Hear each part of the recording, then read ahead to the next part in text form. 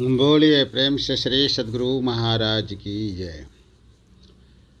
महर्षि संत सेवी परमहंस जी महाराज के प्रवचन का पाठ, शांति संदेश, अगस्त 2015। कृष्ण परमात्मा, सुदामा जीव है। मन में हुआ कि मैं आप लोगों को एक कथा सुनाऊं, किंतु फिर सोचा जिस कथा से व्यथा दूर न हो ऐसी कथा वृथा है, तो क्या कहूँ। फिर मन में आया कि इस सत्संग के अवसर पर प्रेरक प्रसंग ही कहा जाए, तो आप लोगों को मैं श्री भागवत का एक प्रसंग कृष्ण सुदामा का सुनाना चाहूँगा। भगवान श्री कृष्ण और सुदामा दोनों गुरुकुल में एक साथ पढ़ते थे। दोनों में बड़ी मित्रता थी।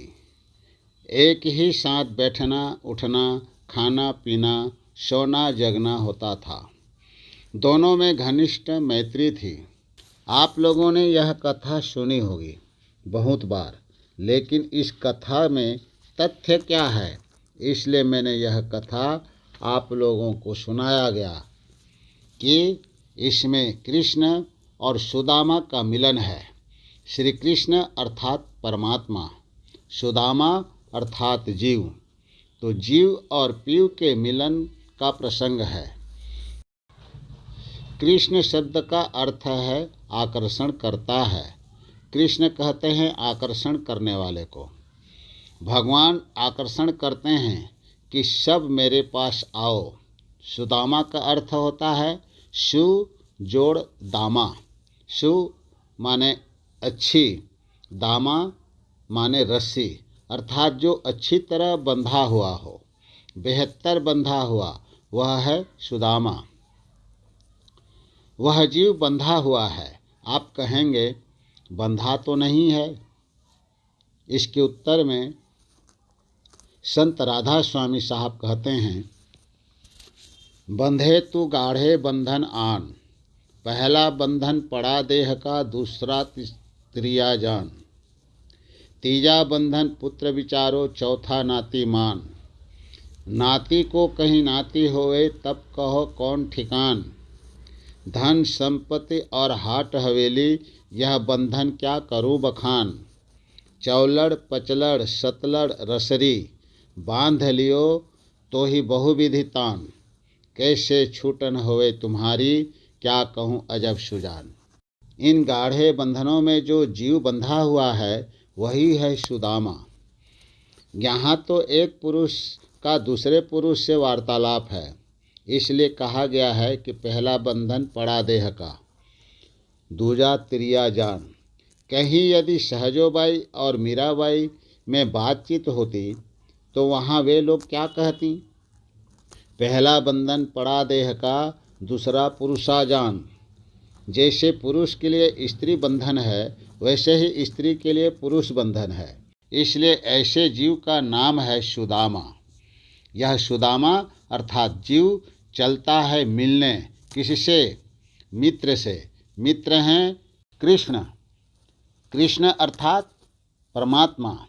मित्र से मिलने जाता है। इस जीव का भी मित्र है परमात्मा।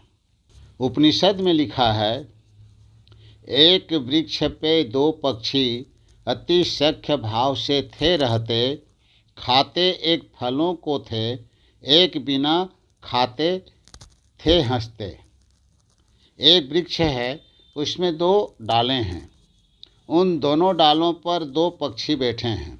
एक पक्षी फल खाता है, दूसरा पक्षी दृष्टा है, वह मात्र देखता है, फल नहीं खाता है, केवल हंसता है।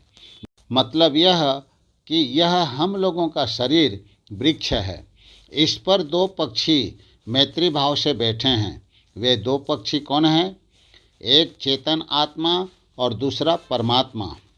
चेतन आत्मा भोक्ता है और परमात्मा दृष्टा है। जो भोक्ता है वह फल भी तो भोगेगा। यह जीव सुदामा परमात्मा रूपी कृष्ण से मिलने चलता है, लेकिन रास्ता मालूम नहीं। संत सद्गुरु उनको युक्ति बतलाते हैं कि देखो यह रास्ता है, ऐसे ऐसे करके जाना, मार्ग में ये सब चीज़ें मिलेंगी, अमुक स्थान पर पहुंच जाओगे, फिर उनसे भेंट हो जाएगी। केवल पुस्तकों को पढ़ लेने से काम नहीं चलता, जो वहाँ पहुँचे हुए हैं उनसे पूछो, वे बतलाएंगे।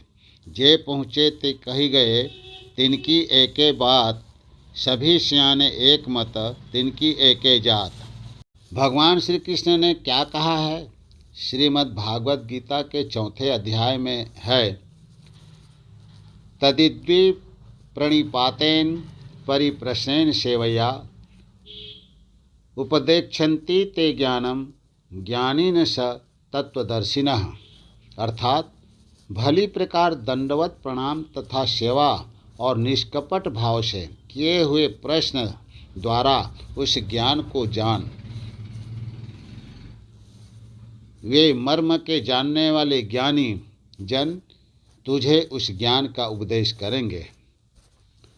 उसी को संत कबीर साहब ने कहा है, कबीर का गाया गावे तो गजब का धक्का खावे, कबीर की वाणी बुझे तो तीनों लोक सूझे, कबीर की उल्टी बानी बरसे कंबल भीजे पानी। कबीर साहब का कहने की कला विचित्र थी। वे कहते हैं, पाप करे बिनु गति नहीं, पाप करे तब चैन, कहे कबीर बिचारी के, पाप करो दिन रैन। कोई संत पाप करने के लिए कहते हैं क्या? नहीं, लेकिन ये कहते हैं पाप करे बिनु गति नहीं। मतलब क्या हुआ? पाप करे, इसमें पा को अलग कर दीजिए, तब क्या होगा? पाप करे बिनु गति नहीं, पाप करे तब चैन, कहे कबीर बिचारी के, पा पकड़ो दिन रैन। पा अर्थात संत सद्गुरु के पाँव।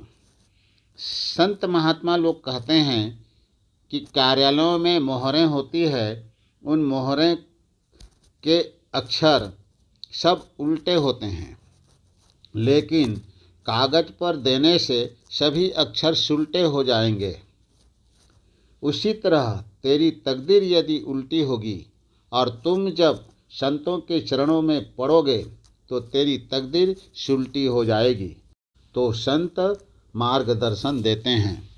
सुदामा चलता है, उसको घनघोर अंधेरा मालूम पड़ता है, कुछ सूझता नहीं है। चलेगा कौन? शरीर नहीं चलता, जीवात्मा चलेगा। कहाँ से चलेगा?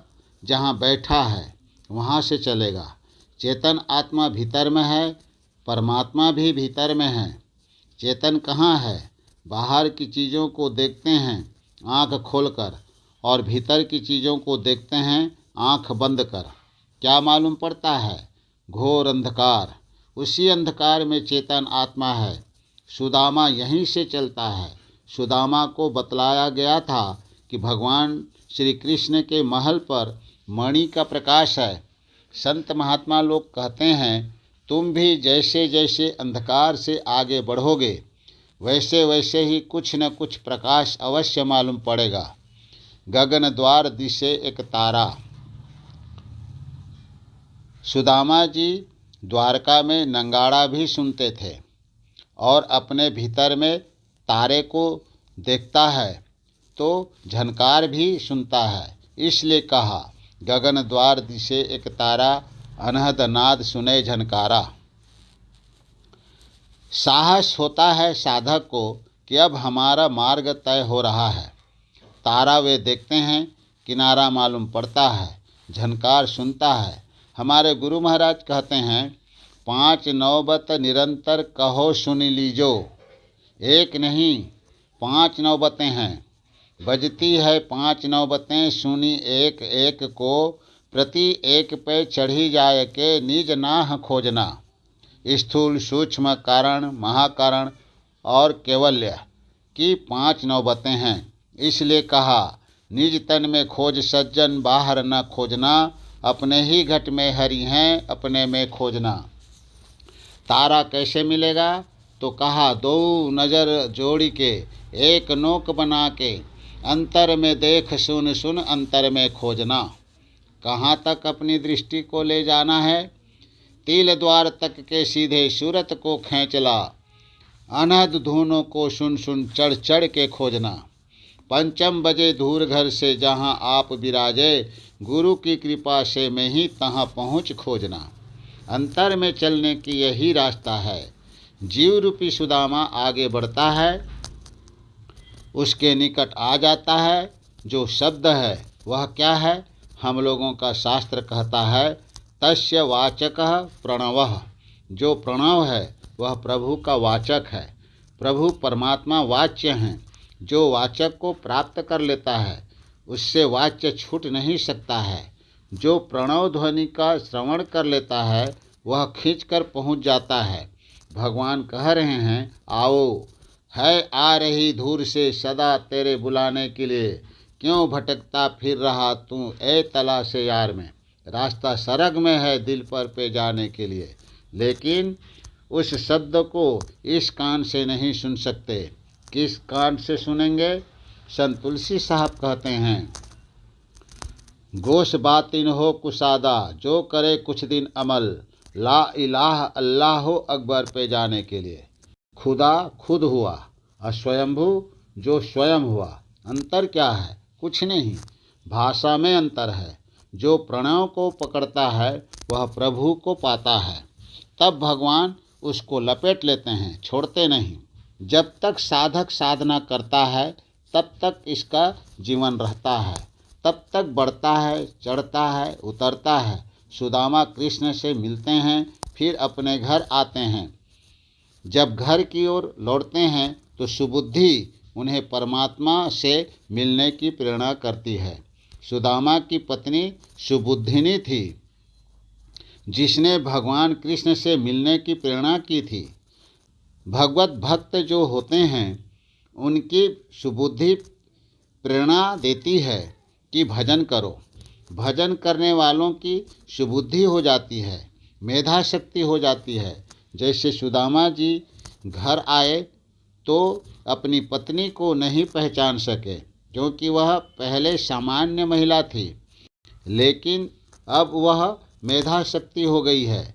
उसी तरह साधक की बुद्धि भी पहले साधारण रहती है। भजनाभ्यास करते करते उसकी बुद्धि मेधा शक्ति हो जाती है। साधक परमात्मा को प्राप्त कर एक हो जाता है। वह सदा के लिए त्रैतापों से छूट मुक्त हो जाता है। आवागमन छूट जाता है। वह सदा का कल्याण पाता है। यही थोड़ा सा मैंने आप लोगों की सेवा में कहा। श्री सद्गुरु महाराज की जय। यह प्रवचन महर्षि संत सेवी परमहंस जी महाराज के द्वारा सत्संग मंदिर भवानीपुर राजधाम पूर्णिया में दिनांक 27/3/1980 को अपराह्नकालीन सत्संग के शुभ अवसर पर हुआ था।